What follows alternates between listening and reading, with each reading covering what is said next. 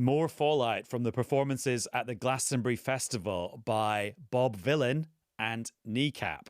On Monday afternoon, we learned that the police are investigating both sets, and the government is asking questions of the BBC about why one of them was live streamed. We'll discuss what's going on this episode of the BBC's daily news podcast, Newscast. Hello, it's Adam in the Newscast studio, and my weekend colleagues were talking at the weekend about the political ramifications and the news emanating from the Glastonbury Festival, and that has continued throughout Monday. Now, a reminder, we're talking about two bands here, Bob Vylan and Kneecap, who performed one after the other on one of the Glastonbury stages on Saturday. And quite a few things have happened throughout the day on Monday. So mid-afternoon, we got a statement from Avon and Somerset Police, because that's the force that covers the Glastonbury area, saying that they were investigating both of those acts. We also got a statement in the House of Commons from Lisa Nandy, the Culture Secretary, who said there were questions to be answered by the BBC about why they ended up live streaming those controversial comments by Bob Vylan in the first place. And then the authorities in the US revoked a visa for Bob Vylan, which is actually two people, to travel to perform in the US. So there is lots to discuss with our eyes and ears on the ground at the Glastonbury Festival, because she was there in the crowd working, not spectating, on both these acts. It's our media editor, Katie Razzall, who's here. Hi, Katie. Hi, Adam. Little bit of a croaky voice, sorry. 10 litres of Barocca for Razzall. Exactly, something like that. Although it was a very, very busy work period. So anyone who thinks that I went to Glastonbury for fun, it's not true. I definitely didn't. Oh, no, I just meant for a generally busy period, not necessarily because we were partying so hard. Just to be clear, my own disclaimer there. Do you know what? Fair enough. Do you know what, though? Actually, do you want to just do a bit of kind of eyewitness reporting for us? Because you were there for both these controversial sets, actually, at the festival. Just tell us the story about how it all unfolded, and then we can talk about the reaction afterwards. Yes, of course. So I actually wasn't there for the whole of Bob Vylan's set because, of course, I mean, I have to admit, I had never heard of Bob Vylan. And the reason why I saw some of his set was because they were on just before Kneecap. We knew that Kneecap was potentially a news story. Of course, the Prime Minister said it was inappropriate for them to play, all of that. So we wanted to make sure we got there before it got too full, because there'd been a warning on the Glastonbury app that it would, they might have to close the area because there would be so many people. So me and the rest of the BBC team I was working with, we got there early, and as a result, we were probably there halfway through Bob Vylan's set. It was very hot. We were, as it has been all weekend, and we sort of walked up, but at that point there was enough room that you could. We sort of sidled up the side and got very close, or pretty close, to the stage. I could see a sea of people, lots of people holding Palestinian flags. It felt actually quite different from the other sets that I'd seen at Glastonbury, which were not like that. So clearly people had, wanted to express their opinions and their support of Palestinians at that event. So we were standing there, and I did hear, I think, most of the comments that were made on that stage. And the first one, am I allowed to? Well, you can. Yeah, cut it out. you're allowed to say it. We're not going to play the clip, but we are allowed as a broadcasting organisation to report what they said. Yeah.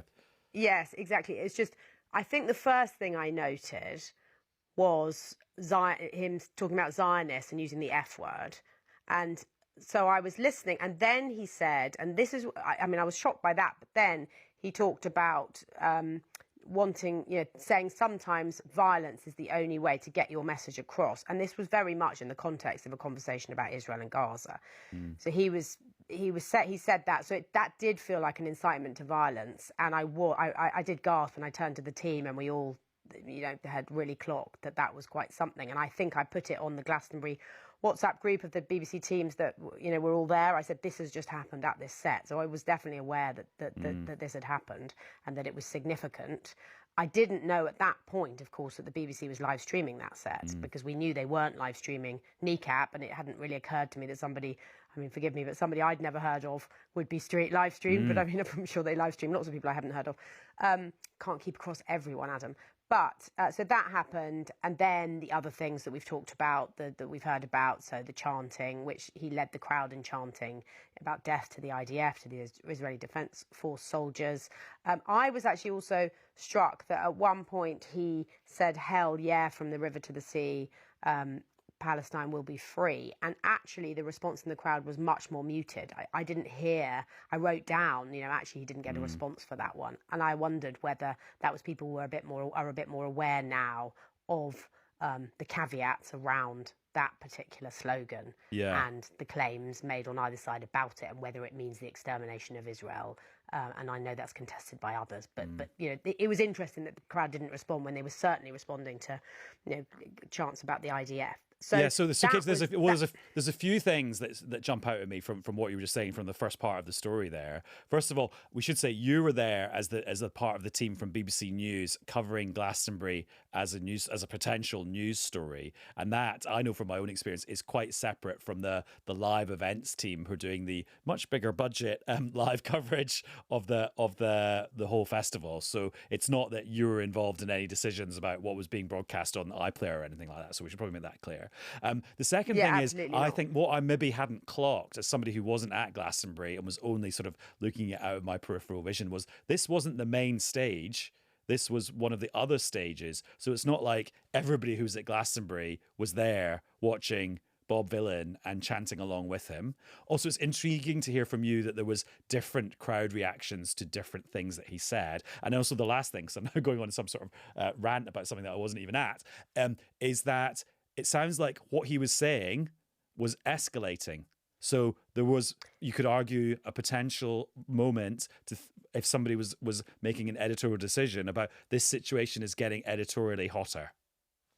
Yes, I think that's absolutely right. And to pick up on that point first, if you like, this was very much towards the end of the set. So my sense is, I can't now remember the timings properly because I didn't write the times down, but we didn't arrive there at the beginning of his set. He was on for an hour. I think we got there with about half an hour, 20 minutes left to go. It wasn't immediately that he said that. So it was towards the end of his set. And I suppose there's an argument that perhaps the BBC would make, which is, I don't mean BBC News, I mean the BBC that you're talking about, that the person watching it, I'm sure, they did have somebody across this stage, because they weren't, just to be clear, they weren't streaming Bob Vylan. You couldn't go on the app and put in Bob Vylan or on iPlayer and find that set. You had to go to the West Holt stage, which, as you say, was the stage that he was on, which is one of the smaller stages, but still one of the top four. And then you would be watching the coverage coming from West Holt's, and you would come across Bob Vylan at the time between whatever time he was on. And so I think it's feasible that was referred up. They realised it was significant because they put up a warning saying this is, strong language is being used, or whatever the phrase was. I can't quite remember. But then in the time it took to refer up for editorial guidance, it's possible that the set was already finished because it did come towards the end.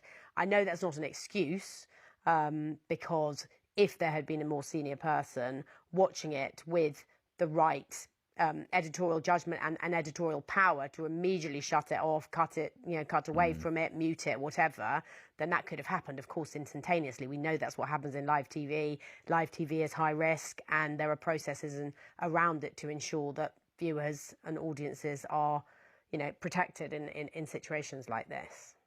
And then, but that didn't happen. Well, yeah, and then straight after Bob Vylan, and I suppose we should also say, and I didn't realise this till today, Bob Vylan is actually a duo, and they're both called Bobby Vylan and Bobby. Yes, I mean it's their Bobby stage Y. name. Yeah.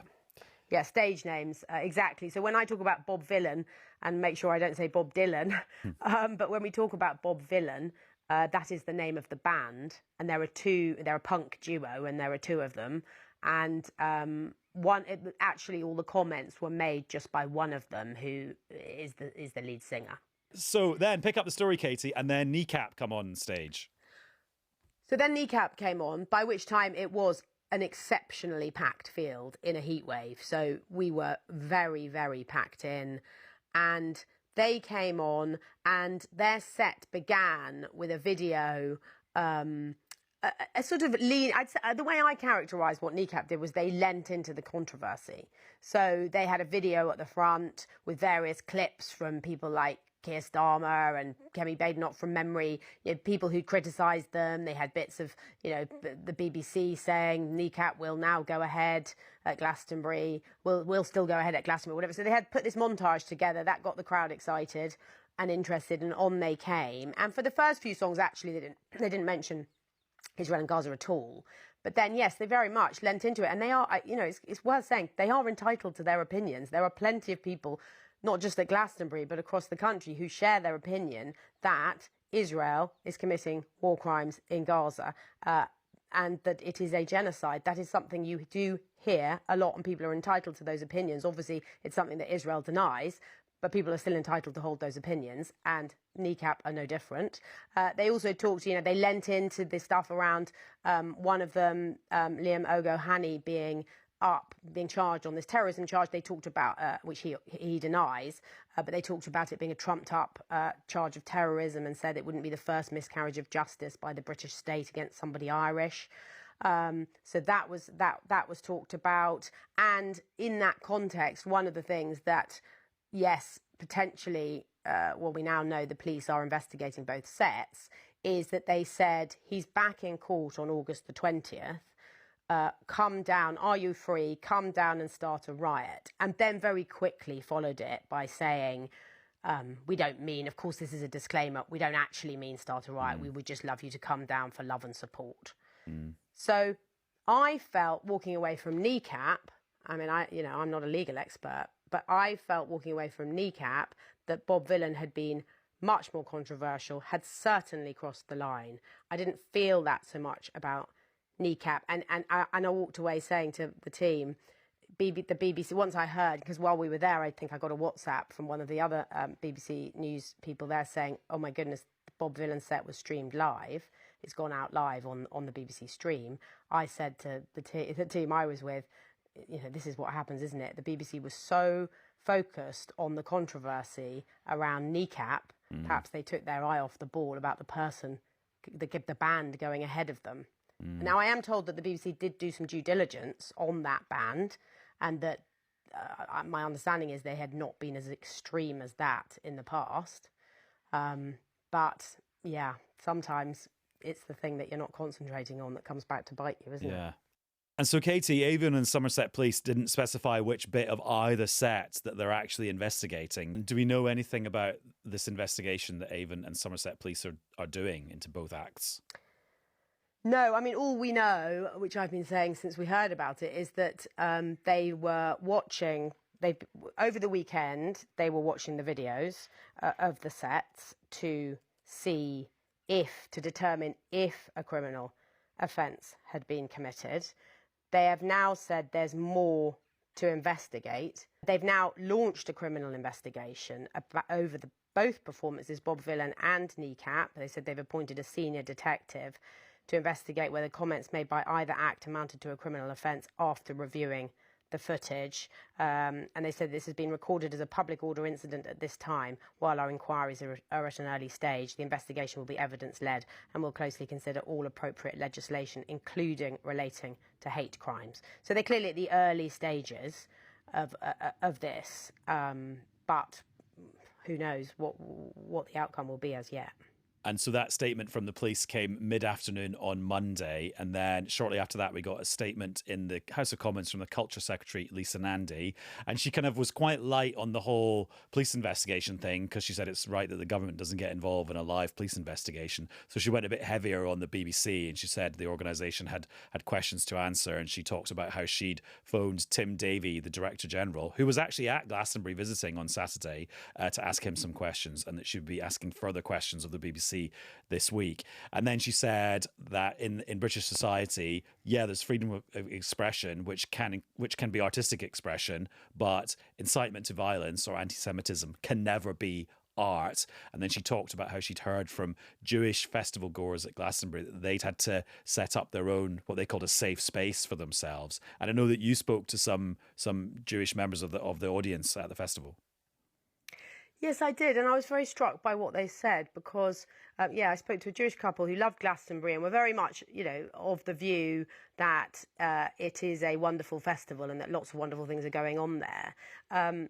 But what they said, it was quite chilling in a way, because they said that they had felt they had to hide their identity as being Jews at the festival, that they had, in fact, the woman that I spoke to, she said it was scary, that she'd felt unsafe. And she said,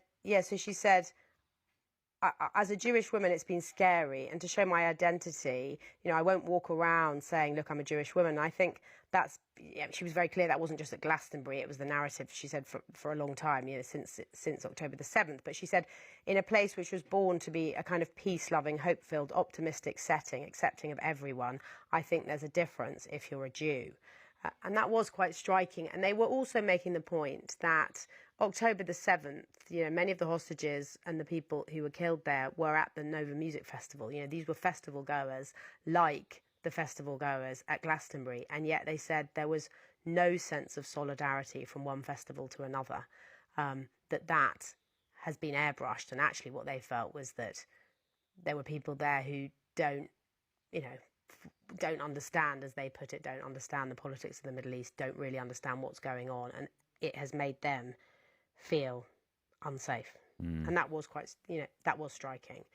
In terms of the wider BBC point and Lisa Nandy's criticisms of the BBC, I think the BBC pretty quickly has held its hand up and said it made a mistake, hasn't it? Because it put out this statement today to that effect, holding up its hand. It said it's going to look at its guidance around live events so that we can be sure, as they put it, that teams are clear on when it's acceptable to keep output on air. Because what they're saying is the team was dealing with a live situation, but with hindsight, we should have pulled the stream during the performance. We regret this did not happen. So they've held up their hands and said it was a mistake and we need to look. I said, not to keep saying I said this, but I did say afterwards, the outcome of this on the BBC side will certainly be there will be a review of the processes. We often get a review, don't we? But that's because you want to learn from a review, you could say. And there will be a review of the processes around who's watching what in a situation like this. And I suppose it's an example of the challenges, the new challenges, or the increasing challenges around streaming. Every year, the BBC's coverage of Glastonbury is bigger, more is streamed, and that is great for audiences who want to see those little bands on the Westholt stage or wherever it might be in the morning. But it does mean that there's a higher risk that something could go wrong. I suppose also in all of this, we mustn't forget the festival's organisers. They too have questions to answer. Said the Culture Secretary, other people have said too. They were the ones who booked the bands. That's not up to the BBC. The performers, obviously, it's up to them what they say on the stage. The band, they're booked by the festival, and then the BBC live streams as much of it as it can and does the investigations that it can up to a point. But I suppose they might say they did not know that this was going to happen. So I think I'm less interested in the, should they have streamed it live at all? They should have known that Bob Vylan might say this. I think the key thing, and this is why they've held up their hand in this way, is the key thing is when something as offensive as that goes out, surely you just pull it straight away. And they've said we should have. And I suppose that raises a bit of a question for the BBC as well, based on what you just said there, that, okay, the BBC is synonymous with Glastonbury. The BBC schedules are full of Glastonbury content this weekend every year, but they're not in control of the lineup.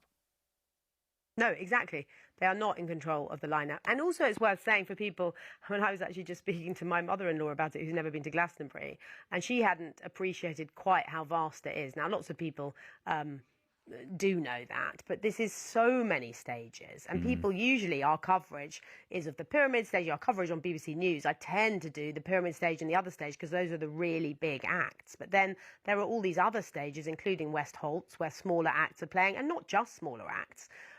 In the evening, you might get some big acts, but not as big as the ones who are headlining on the Pyramid stage or the other stage. And then you've got all these other places. So it is an absolutely huge festival full of so much diverse artistic expression.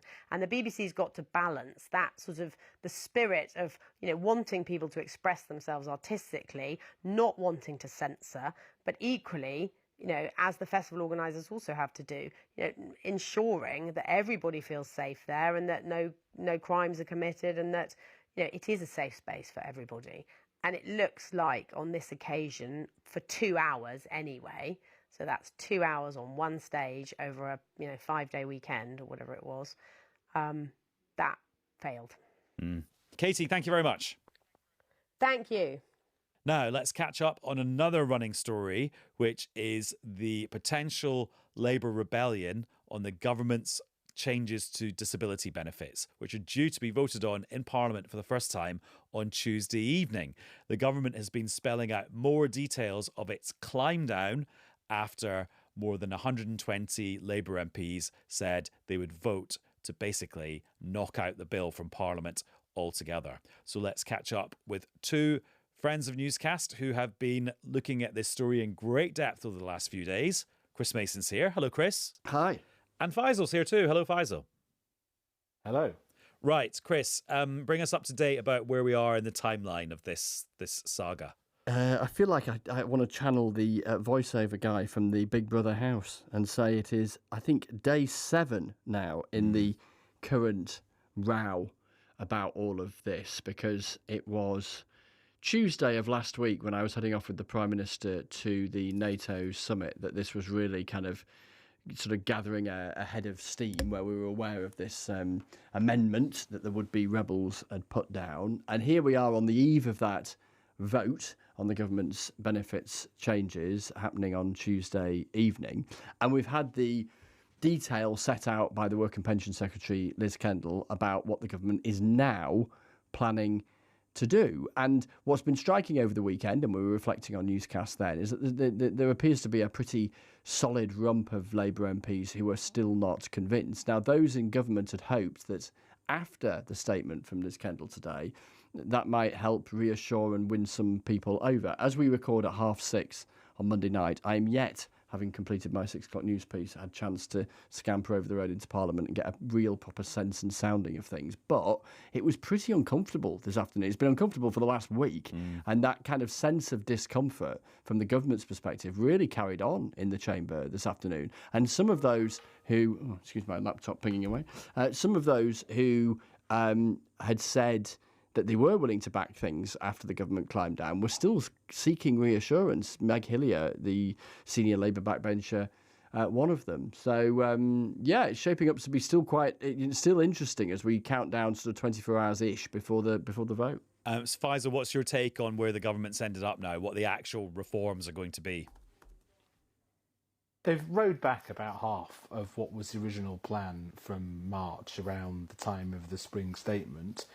They've come up with more detail than we had before the weekend in terms of what that does. So, for example, there's 2 parts to it. There's the sort of rowback on PIP, which we know about, but they also stressed significantly this idea of co-producing some changes to enforce this change to the point system. So this is, you have to claim 4 points in one sector of the PIP assessment from November 2026. This is obviously now just for future claimants, not current claimants. But that was a specific area of concern for MPs, because the logic of that change is that, it changes. And how's it going to change? And there was a lot of MPs saying, well, how can we vote on this if we don't know exactly how it's going to change, even if it's going to be, quote-unquote, co-produced with disability campaigners? So there's that area. We got confirmation that the number of universal credit health recipients in the future, 750,000, were going to get that halved. There are 200,000 that will be spared the halving of that because they have severe conditions. So that's even for future claimants. Detail of that's going to come out tomorrow. They clarified that £300 million of support for getting people back into work in this sort of category that will be brought forward. That is there's many sort of campaigners or many academics who think that's a very sensible move, because it takes a lot of work to get tough to place people who have had disabilities back into the workplace. So this is exactly what you might want to see, some of this money brought forward. And then there was something that was raised repeatedly in the Commons, which was, even though the number of people pushed into this pushed by these moves into poverty has gone down from what was 250,000, it is still 150,000, would go into poverty, stressed by Liz Kendall, the Secretary of State, that these are, she called them notional people in the future claimants who would be in poverty as a result of this, but aren't claiming it now. So it's like different conceptually to get your head around. But that's what she said. She's almost saying they're hypothetical. They don't really exist now. It's for the future. So that's what we learned today. And Chris, I was thinking all weekend after our conversation on Newscast on Friday morning, like, what is the government going to do to neutralise, or maybe they would live with this idea that they're setting up a two-tier benefit system where people who need support through PIP for a condition or an illness, who sign up by November 2026 will get maybe up to £9,700 a year. And a person who then needs that same level of support in December 2026 will get something like £2,300 a year. And it seems this idea of co-producing a review of the PIP system overall with disabled charities and disabled rights activists is the government's answer to that thing that was brewing all weekend. Yeah, it's part of the answer. The other part of the answer is that they say there is a precedent for this, and that when there have been other benefits changes, either changes in eligibility or even a rebranding of a particular benefit, then existing recipients have often remained on their previous arrangement, going back in some instances decades from now, because if they became a recipient at a particular time, they've held on, if you like, to the legacy rules from the time that they first became a recipient. The other element today, which is an additional twist, and I think took some Labour MPs by surprise, actually raised a question from some of the idea of a three-tier system. So you've got the system now, you've got the system that's talked about after November of next year. In addition to that, the government's made quite a thing about this review that they're going to do into the personal independence payment, conducted by or led by Sir Stephen Timms, who's a minister in the Department for Work and Pensions, but involving, as you say, disabled people in this so-called co-production. But there was certainly surprise from some Labour MPs that the timeline for that means that that's probably going to see the light of day at a point where it is too late, it would seem, or certainly that's the fear of some Labour MPs, to have any influence on what happens in November 2026. So Liz Kendall was saying the plan to change the eligibility criteria in November 2026 is there and is due to happen. And then in addition to that, there is that review. And I think over the weekend, just gone, some Labour MPs had assumed that one would lead to the other. And Liz Kendall was suggesting that that won't be the case. And certainly when I'm over the road shortly speaking to Labour MPs, I'm going to be trying to work out the extent to which that might actually contribute towards tipping some people who may have been up for being persuaded into the not persuaded category. Yeah, I mean, the story's just not over, is it? Because it looked like it was disaster averted for the government at the end of last week, but it now looks like the disaster of potentially losing the second reading is like hoving back into view. Possibly. I mean, let's see. I'm maybe being too dramatic there. It's now the rebellion having grown and then shrunk. Now it looks like it might be growing again. Possibly. I mean, it's very tricky to tell because the numbers get thrown around. Everyone's doing a little bit of guesswork here and there. There was talk, as we were reporting on Newscast on Friday, that perhaps there was around about 50-ish Labour MPs who weren't happy. It depends how much work the ish is doing between that number and where we end up tomorrow to try and measure the extent to which what's happened, in the intervening 3 days has made much difference. The bottom line is, even if it's around about that kind of number, that's not a comfortable place for a government to be in. If you imagined last week having not happened and there being a rebellion of about 50, that's not where they'd have wanted to be, even without the about turn in the middle of it. And then to do an about turn and still have something on that magnitude, or maybe higher, let's see, that's why there is that sort of ongoing sense of discomfort, I think, for ministers, still trying to persuade as we record, no doubt still trying to persuade throughout the day on Tuesday.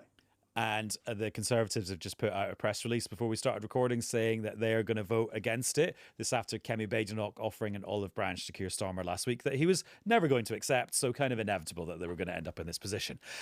Faisal, I just saw you posting on social media some research done by the Department for Work and Pensions, asking people who are on disability benefits about their prospects and their feelings about going back into work. Why do you think that was an important thing or an interesting thing to post about? Because I think even in the debate today, there's a bigger question, which is what is the government actually trying to achieve? What problem are they trying to solve with this reform? And what I think is the consensus is that we're trying to cut some money from the bill in order to help bridge a budget gap, but they see a problem which they perhaps don't necessarily want to completely identify because it's very difficult territory for them. The research shines a light on some of that. So, for example, they surveyed sort of 3,500 recipients of PIP and Universal Credit Health on those pathways, and I mean, I was unfamiliar with these sorts of trends, I have to say, so that's why I posted them. 49% said that they would never be able to work again, and only 5% said that they could work now with the right support, which is the whole kind of point of the reform in many ways, particularly the Universal Credit Health element, is to get people back to work. But only 5% said that was something that would help in that process. But then, so basically, the market for the government's back to work support, it looks like it might be quite small amongst the people receiving the benefits. Yes, because there's 27% who said they might be able to work in the future, but only if their health improves. So, which has nothing to do with a something program to help you get back. Exactly. Yeah. But then you get this very specific cohort, and it might be that the answers here depend on what group we're talking about. Broadly speaking, there are two groups we're talking about. There's an older demographic suffering physical health, musculoskeletal issues, back problems, and more severe, but the big growth has been there. And then there's a younger cohort with mental health or neurodevelopmental issues. And some of the findings there, I mean, just, only a third of those with mental health or neurodevelopmental issues like ADHD who were in this group said that they could do a job that involved speaking to members of the public. And these are young people. And, I mean, that is obviously very, very bad news, right? I mean, in other areas, even of this cohort, sort of 54% of the older workers said that they could do that. So there's a group of young people who are claiming these benefits who can't work and say they could not work if it involved speaking to members of the public.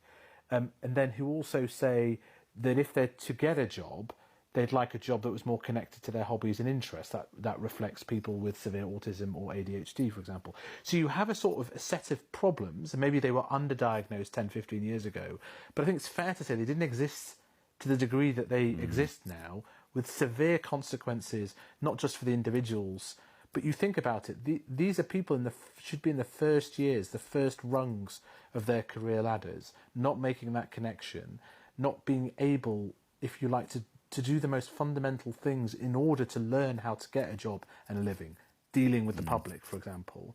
So I just think it shines a little light into just what's up for grabs here, why this could be a very severe crisis. I mean, I have a great fear. I mean, I shouldn't really sort of, just observing that this crisis at the beginning joins together with problems in the graduate labour market caused by AI, meaning the jobs aren't available.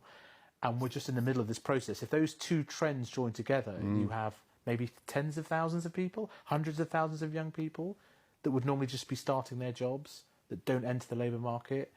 And I just wonder how attuned the government is to what could be a massive crisis. Hopefully I'm wrong, and I'm just being too doomy. But I just hear things from my contacts in business, as well as people in policy, that make me somewhat fearful that this problem is heading. It's like a train heading towards us. It's fascinating thought, isn't it? And you think of the economic, the social, the political consequences of that if that plays out, and where that leads. And as I've always said, we don't have a political system that moves very fast on dealing with these trends. Anyway, although often we get there in the end.